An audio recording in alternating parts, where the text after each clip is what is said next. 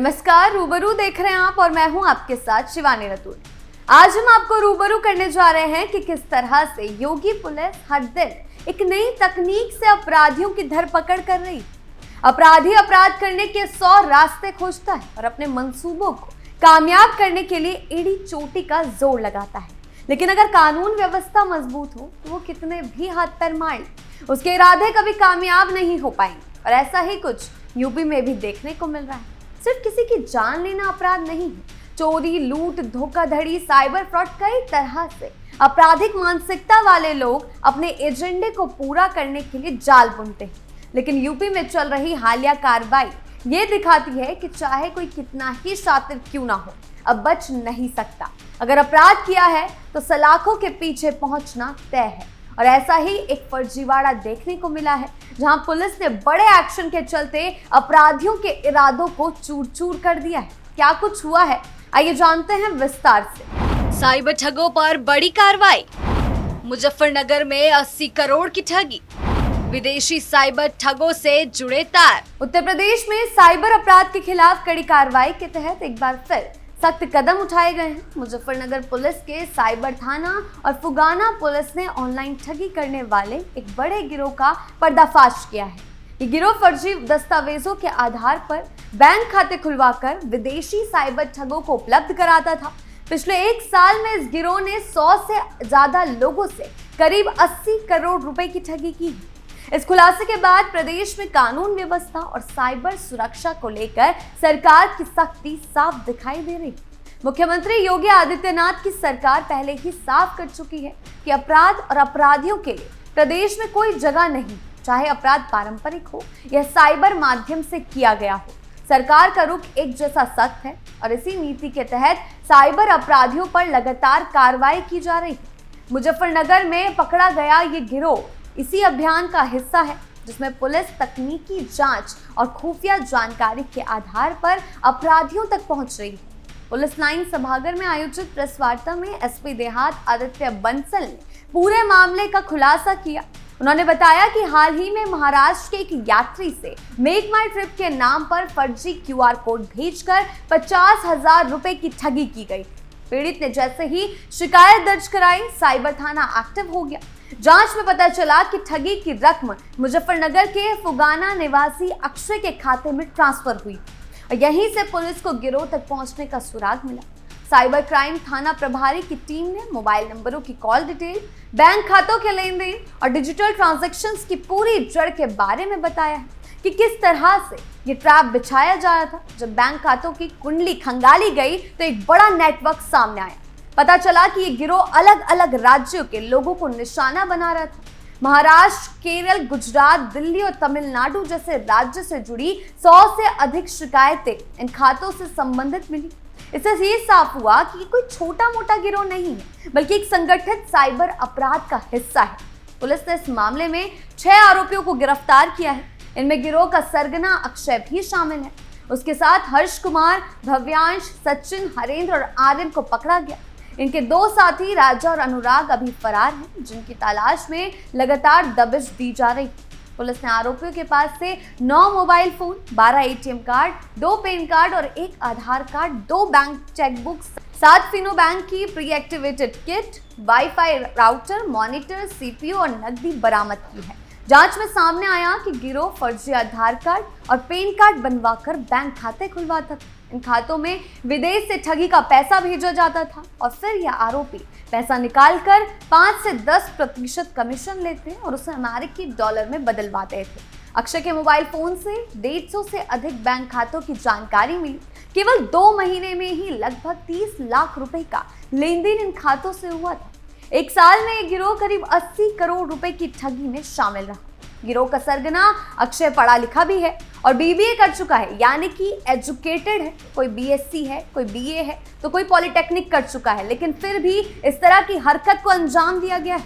SP देहात आदित्य बंसल ने बताया कि अक्षय पर पहले से ही IT एक्ट, मारपीट और दुष्कर्म जैसे गंभीर मामलों में मुकदमे दर्ज हैं। वो पहले दिल्ली के तिहाड़ जेल में भी बंद रह चुका है और जमानत पर बाहर आने के बाद फिर से अपराध में शामिल हो गया। ये दिखाता है कि अगर अपराधियों पर सख्ती ना हो तो वो दोबारा अपराध कर सकते हैं और इसीलिए सरकार अब ऐसे अपराधियों के खिलाफ गैंगस्टर एक्ट के तहत कार्रवाई की तैयारी कर रही है। ठगों का काला साम्राज्य ध्वस्त, अपराधियों के खिलाफ सख्त अभियान, एक के बाद एक एक्शन। योगी सरकार के कार्यकाल में साइबर अपराध को लेकर विशेष अभियान चलाए जा रहे हैं।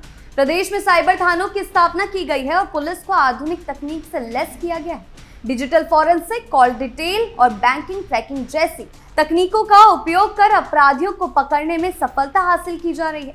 मुजफ्फरनगर की ये कार्रवाई इसी तकनीकी मजबूती का एक बड़ा एग्जाम्पल है। इस पूरे मामले ने यह साबित किया कि साइबर अपराध अब केवल बड़े शहरों तक सीमित नहीं, छोटे कस्बों और गांवों में भी ऐसे ही गिरोह संचालित हो रहे हैं जो देश विदेश के लोगों को निशाना बना रहे हैं और इसीलिए सरकार ने जन जागरूकता अभियान पर भी जोर दिया है। लोगों से कहा गया है कि वो अनजान लिंक, क्यूआर कोड या कॉल पर भरोसा ना करें।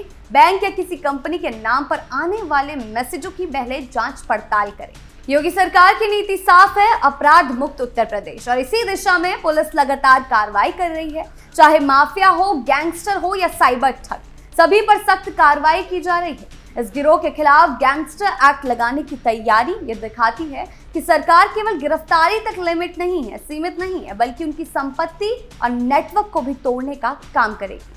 आज के समय में साइबर ठग इतने ज्यादा शातिर हो गए कि वो लोगों को ठगने के लिए हर दिन नए नए तरीके अपनाते हैं। कभी बैंक अधिकारी बनकर फोन करते हैं, कभी किसी सरकारी योजना का लालच देते हैं, तो कभी लॉटरी या इनाम जीतने का झांसा देकर लोगों का भरोसा जीत लेते हैं। वो लोगों को छोटी छोटी जानकारियों को इकट्ठा करते हैं, उन्हें फंसा लेते हैं। कई बार वो डर का माहौल बनाते हैं, जैसे कि आपका बैंक खाता बंद हो जाएगा या आपका नंबर ब्लॉक कर दिया जाएगा। घबराहट से लोग अपनी निजी जानकारी, ओटीपी और पासवर्ड साझा कर देते हैं और इसी का फायदा उठाकर ठग पैसे हड़प लेते हैं। ग्रामीण इलाकों से लेकर शहरों तक, पढ़े लिखे लोगों से लेकर बुजुर्गों तक, कोई भी इनके जाल में आसानी से फंस सकता है। ऐसी घटनाओं को रोकने के लिए उत्तर प्रदेश में लगातार सख्त कदम उठाए जा रहे हैं। राज्य सरकार और पुलिस प्रशासन साइबर अपराध पर लगाम लगाने के लिए विशेष अभियान चला रहे हैं। साइबर क्राइम थानों की संख्या बढ़ाई गई है, तकनीकी टीमों का मजबूत किया गया है, लोगों को जागरूक करने के लिए अभियान चलाए जा रहे हैं। स्कूल, कॉलेज और गांवों में जाकर पुलिस लोगों को बता रही है कि किसी भी अनजान कॉल या लिंक पर भरोसा ना करें और अपनी निजी जानकारी किसी के साथ साझा ना करें। सरकार का मकसद बिल्कुल साफ है, अपराध को जड़ से खत्म करना और आम जनता को सुरक्षित माहौल देना। योगी आदित्यनाथ की सरकार लगातार एक्टिव नजर आ रही है। ऐसे मामलों में कानून व्यवस्था को मजबूत करने के लिए सख्त कार्रवाई की जा रही है और अपराधियों के खिलाफ तेजी से एक्शन लिया जा रहा है। साइबर ठगों को पकड़ने के लिए विशेष टीमों का गठन किया गया है, उनकी संपत्तियों को जब्त किया जा रहा है और उन्हें कड़ी सजा दिलाने की कोशिश की जा रही है। सरकार का मानना है कि जब तक अपराधियों में कानून का डर नहीं होगा, तब तक समाज सुरक्षित नहीं हो सकता। इसीलिए एक तरफ तकनीक की व्यवस्था को मजबूत किया जा रहा है, तो दूसरी तरफ आम लोगों को जागरूक बनाया जा रहा है। सरकार ने ये साफ कर दिया कि अब सिर्फ अपराधियों को सलाखों के पीछे डाल देना काफी नहीं समझा जाएगा, बल्कि उनके पूरे अपराध तंत्र को जड़ से खत्म किया जाएगा। इसका मतलब है कि केवल छोटे मोटे गुंडों या सामने दिखने वाले लोगों पर कार्रवाई नहीं होगी, बल्कि उन लोगों तक भी पहुंचा जाएगा जो पर्दे के पीछे बैठकर अपराध को बढ़ावा देते हैं। कई बार ऐसा होता है कि किसी बड़े गिरोह का सरगना बच निकलता है और छोटे लोग पकड़े जाते हैं। अब सरकार का रुख ये है कि अपराध की पूरी जड़ यानी उसके पैसों का स्रोत, हथियारों की सप्लाई, उसके संरक्षण देने वाले लोगों पर भी सख्त कार्रवाई की जाएगी। उत्तर प्रदेश में हालिया कार्रवाई ने यह साफ कर दिया कि अब अपराध चाहे पारंपरिक हो या डिजिटल, कानून की पकड़ से बच पाना आसान नहीं है। प्रदेश में साइबर अपराध के खिलाफ जिस तरह तकनीकी जांच, डिजिटल ट्रैकिंग और खुफिया सूचनाओं के आधार पर बड़े नेटवर्क का खुलासा किया गया, वो बदलते दौर में पुलिस की नई कार्यशैली को दिखाता है। मुजफ्फरनगर में हुए इस खुलासे ने यह साबित किया कि पढ़े लिखे युवाओं द्वारा संगठित तरीके से किए जा रहे अपराधों पर सख्ती से नकेल कसी जा रही है। योगी आदित्यनाथ के नेतृत्व में सरकार का रुख साफ है, अपराधियों को केवल गिरफ्तार करना नहीं, बल्कि उनके पूरे नेटवर्क और आर्थिक तंत्र को ध्वस्त करना। कार्रवाइयां ये बताती हैं कि अब कानून का शिकंजा और भी ज्यादा तेजी से कसने वाला है। आपकी इस बारे में क्या राय है, हमें कमेंट सेक्शन में जरूर बताएं। धन्यवाद।